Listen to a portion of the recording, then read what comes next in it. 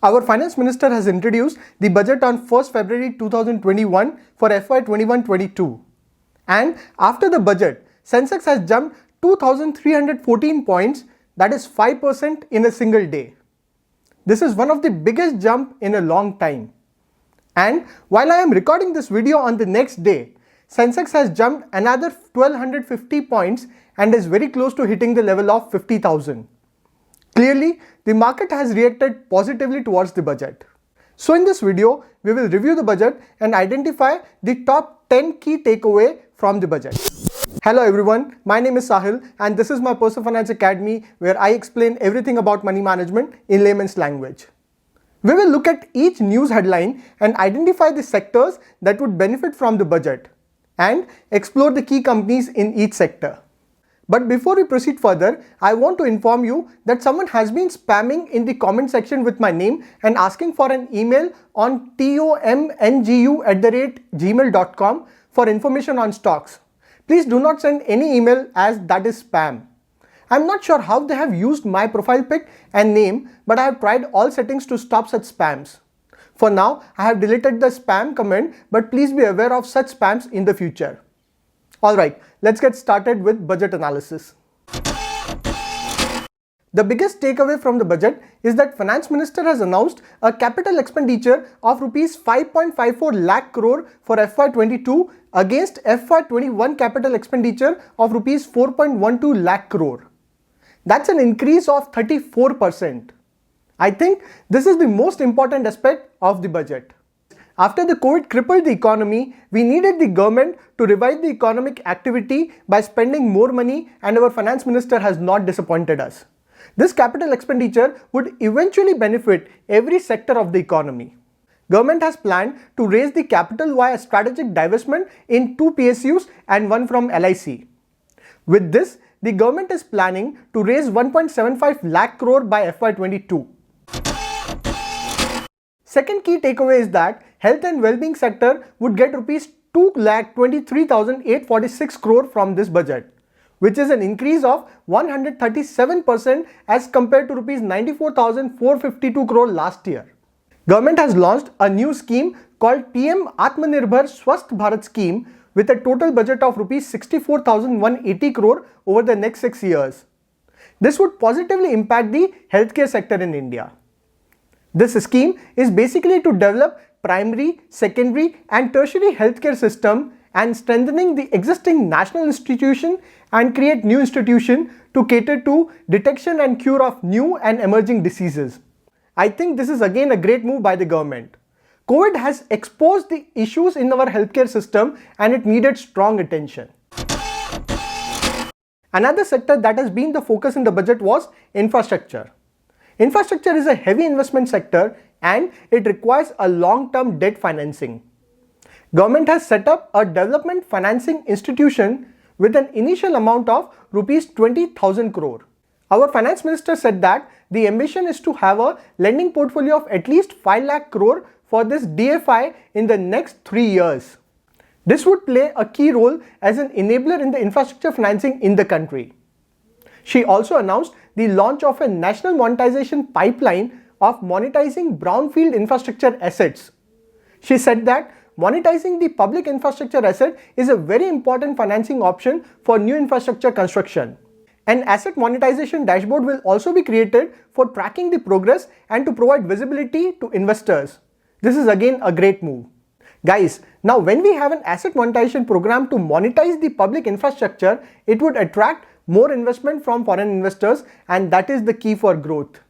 For road and highway infrastructure, more than 13,000 km length of road at a cost of 3.3 lakh crore already awarded under the 5.35 lakh crore Bharatmala Pariyojana project. Finance Minister said that by March 2022, the government will be awarding another 8,500 km and complete an additional 11,000 km national highway corridors. Guys, please understand why infrastructure is important. The economy needs reliable infrastructure to connect these supply chains and effectively move goods from one place to another. Infrastructure connects everyone for opportunities in employment, healthcare and education. The adequate infrastructure in the form of road and railway transport system ports, powers, airports, and their efficient working is also needed for integration of the Indian economy with other economies in the world. Hence, again, it was a great move by the government. Fourth takeaway is in the insurance sector. Government has increased the FDI investment in the insurance sector from rupees 49% to 74%. This would boost the insurance sector in India. And there are some top-notch companies in insurance sector including HDFC Life, SBI Life, ICICI Prudential, etc. Fifth takeaway is Finance Minister has announced Bad Bank to address the problem of stressed asset of bank via asset reconstruction company model and set up rupees 20,000 crore budget. This would positively impact the banking sector in India, especially the PSU bank. Market has reacted positively with this news and SBI shares has jumped 10% after the announcement. Budget has provided a boost of nearly 200% for developing the pharmaceutical sector to help strengthen the India's image of pharmacy of the world. In the allocation for the Union Department of Pharmaceutical, which come under the Ministry of Chemical and Fertilizer, Budget 2021-22 has allocated 124 crore for initiatives aimed at development of pharmaceutical industry. Now this is 200% more as compared to previous budget of 42 crore. Guys, India has dependency on China, especially for the API, which is a key intermediary for drug manufacturing. After COVID has disrupted the supply chain, we have realized the problem of overdependence on China. Hence, government is focusing on encouraging the API development in India. So all pharma companies, especially the API manufacturers like Divis Lab, Aarti Drugs, Laurus Lab, Alembic Pharma, then Sun Pharma, Cipla, etc. should benefit from this. Next takeaway is on agriculture sector. To provide adequate credit to our farmers, Finance Minister has announced the agriculture credit target to rupees 16.5 lakh crore in FY22. The focus will be on ensuring increased credit flow to animal husbandry, dairy and fisheries. Finance Minister announced the enhancement in the allocation to the Rural Infrastructure Development Fund from rupees 30,000 crore to 40,000 crore.